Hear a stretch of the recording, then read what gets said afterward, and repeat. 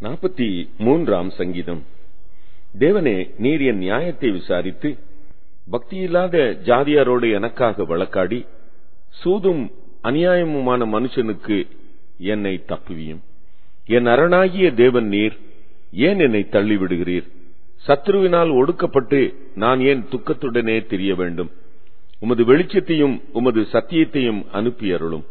அவைகள் என்னை நடத்தி உமது பரிசுத்த பர்வதத்திற்கும் உமது வாசஸ்தலங்களுக்கும் என்னை கொண்டு போவதாக. அப்பொழுது நான் தேவனுடைய பீடத்தண்டைக்கும் எனக்கு ஆனந்த மகிழ்ச்சியாயிருக்கிற தேவனிடத்திற்கும் பிரவேசிப்பேன். தேவனே, என் தேவனே, உம்மை சுரமண்டலத்தால் துதிப்பேன். என் ஆத்துமாவே, நீ ஏன் கலங்குகிறாய்? ஏன் எனக்குள் தியங்குகிறாய்? தேவனை நோக்கி காத்திரு.